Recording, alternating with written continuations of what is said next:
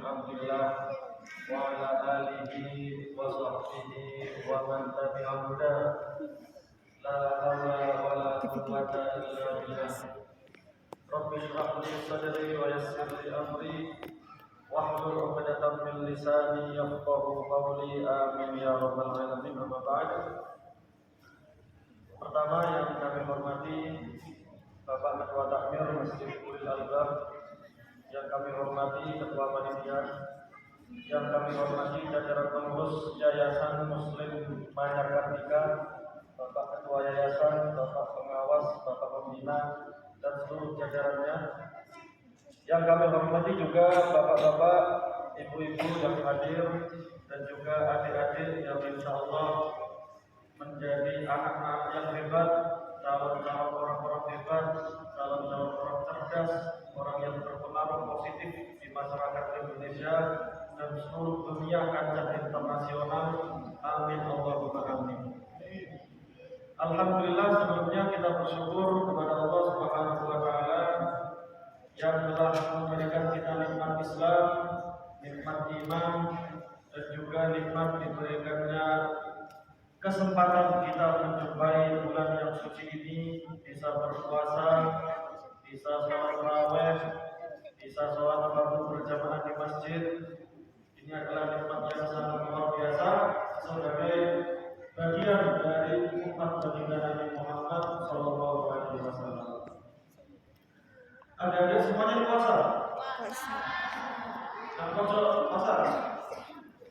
Yang bapak pojok puasa? Bapak-bapak puasa gitu? Puasa.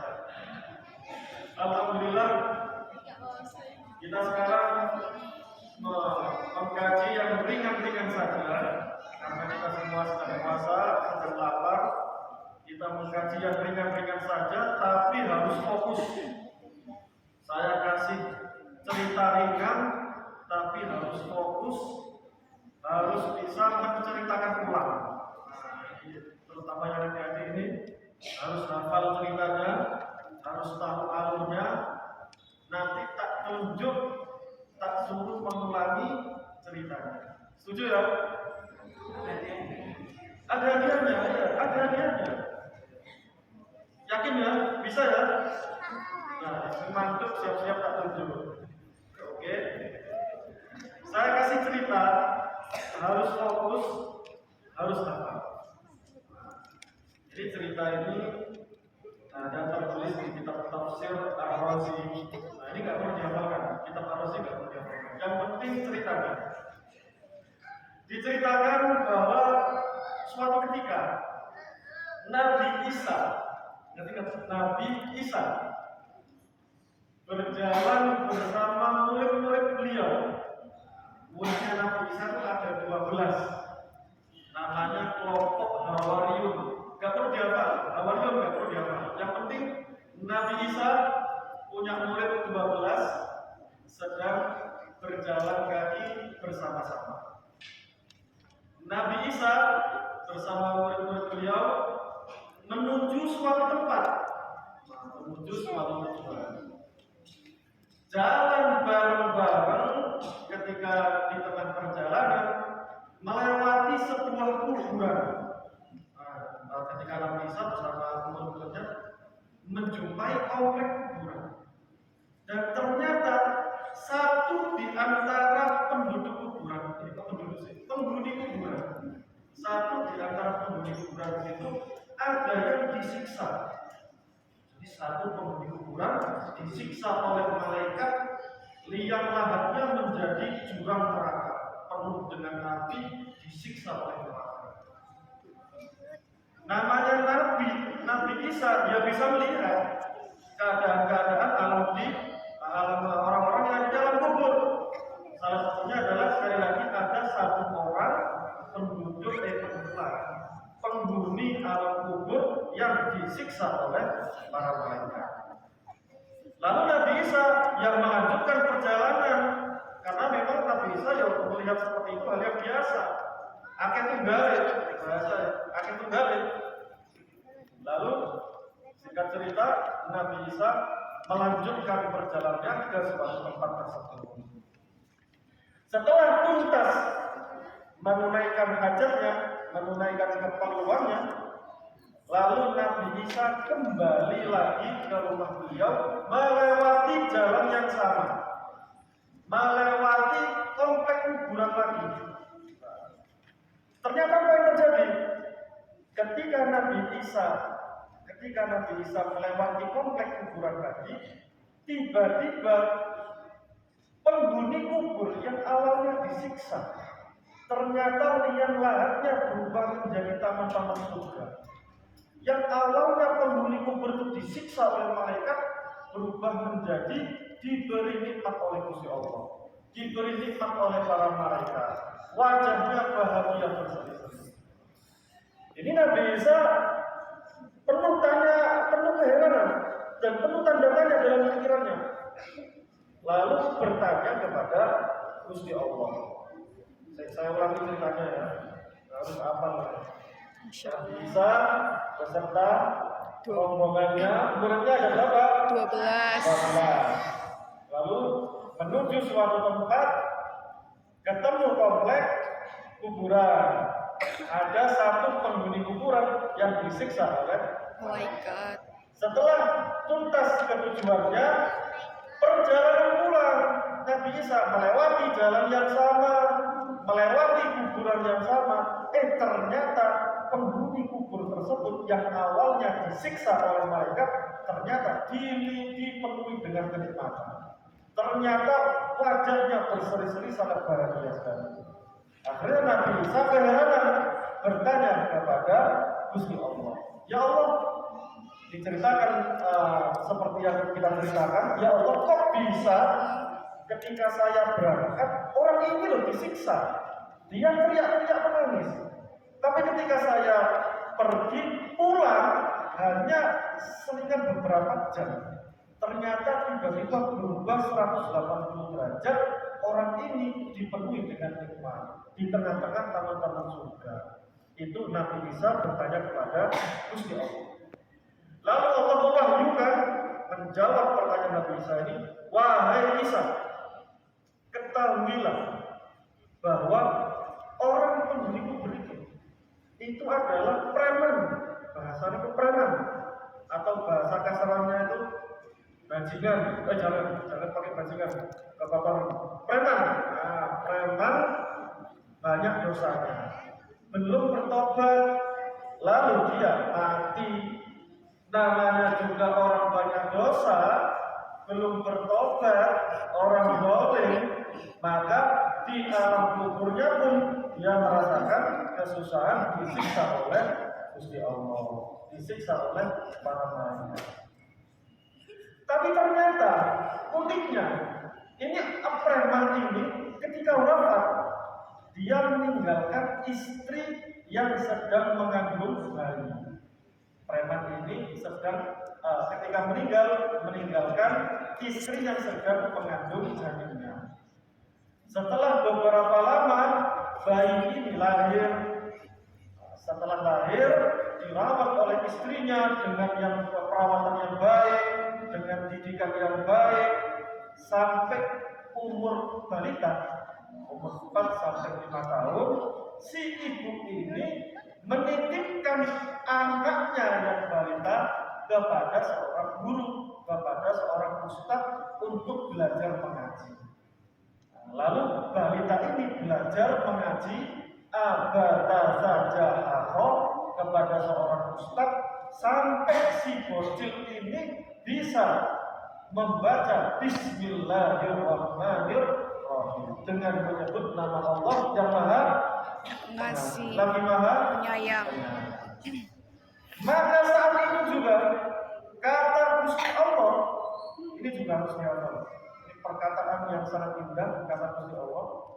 Ketika si bocil ini, anaknya preman yang sudah wafat, ini anak yatim ini, bangga, bapaknya preman sudah wafat, dia yatim sejak dalam kandungan. Dia sudah belajar ngaji, sudah bisa membaca Bismillahirrahmanirrahim. Maka apa kata Gusti Allah? Kata Allah, wahai Isa, aku mau menyiksa hambaku di perut bumi sedangkan anaknya menyebut namaku di muka bumi. Ini harus hafal. Tak ulangi 3 kali, harus hafal, tapi tak sunjuk, harus diulangi. Ini kata-kata mutiara yang sangat indah. Kata Allah apa? Aku malu menyiksa hambaku di perut bumi, sedangkan anaknya menyebut namaku di muka bumi. Muka bumi. Di muka bumi. Tak ulangi sekali lagi. Tapi ada 2 ya. Aku malu menyiksa hambaku di perut bumi. Perut bumi, sebutin perutnya, jangan begitu. Aku malu Menyiksa. Aku malu Menyiksa hambaku di perut bumi, sedangkan anaknya menyebut namaku di. Ini harus apa? Tak ulangi sekali lagi, nanti diucapkan bareng-bareng. Soalnya ini harus masuk ke mindset kita. Ini kata-kata yang sangat penting, terutama buat teman-teman adik-adik yang yatim. Tenang, kalian ini yatim, saya juga alumni yatim. Jadi saya juga seperti ini, duduk di seperti sampai ini sebagai peserta anak yatim. Tapi alhamdulillah kita berikan oleh Allah, duduk lagi bersama adik-adik yatim. Cuma bedanya saya di depan. Itu. Jadi tenang aja, ini penting sekali. Dan ini yang paling dihafal sebagai mindset kita. Bahwasanya apa?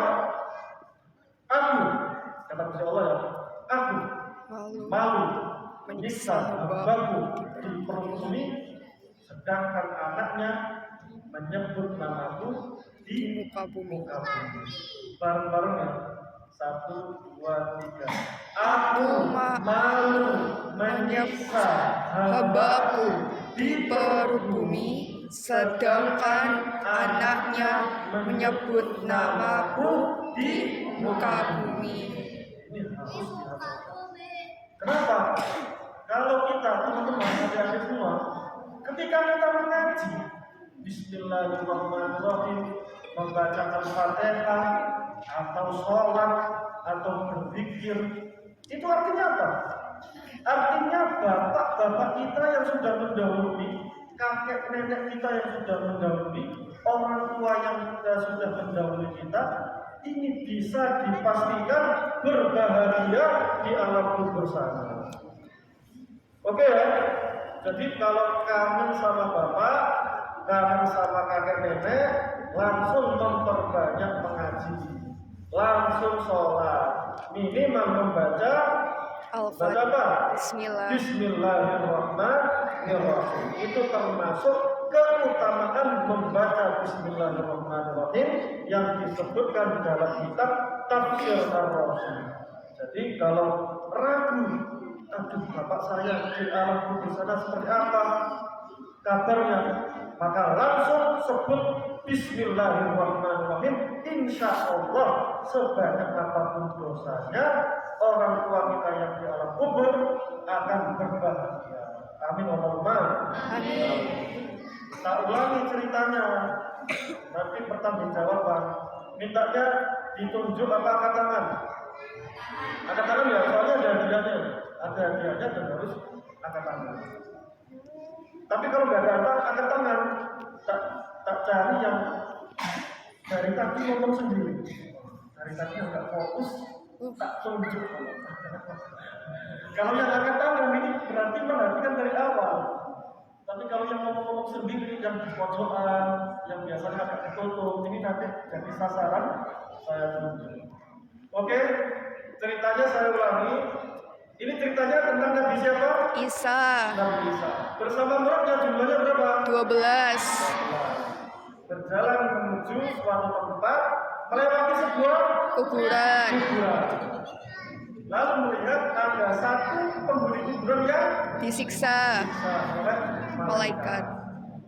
Lalu setelah tuntas urusan keperluannya, pulang melewati jalan yang sama, melewati kuburan yang sama. Ternyata apa yang terjadi? Penghuni kuburan yang tadinya disiksa ternyata dipenuhi dengan nikmat. yang awalnya liang kuburnya berupa jurang neraka menjadi taman-taman surga. surga. Lalu Nabi Isa terheran, bertanya kepada Gusti Ya Allah, kok bisa? Perubahannya kok bisa drastis seperti ini? Maka kata Gusti Allah, apa? Aku malu. Wahai Isa, bahwasanya orang ini adalah siapa? Preman. Preman yang wafat meninggalkan istri yang sedang Mengandung. mengandung. Lalu anak yang lahir dari istrinya ini dirawat oleh ibunya dengan baik sampai umur 4 sampai 5. 4 sampai 5 tahun. Lalu bagaimana? Dititipkan. Lalu si ibunya ini menyerahkan anaknya ke seorang ustaz atau guru mengaji, belajar mengaji sampai bisa mengucapkan Bismillahirrahmanirrahim. Apa artinya? Dengan menyebut nama Allah yang Maha Pengasih, Penyayang. Maka saat itu juga Allah bangga, Allah terharu. Apa kata Gusti Allah? Aku Wahai malu Isa, aku malu menyiksa hambaku di perut bumi, sedangkan anaknya menyebut namaku di muka bumi. Ayo, sekarang kita hitungin 1, 2, 3. Kalau angkat tangan, ya sampai 1, 2, 3. Oh ini yang bocil ini pertama. Ayo, berdiri cepat di kanan ini. Pembelaan. Kasih mic mana? Ayo ceritakan.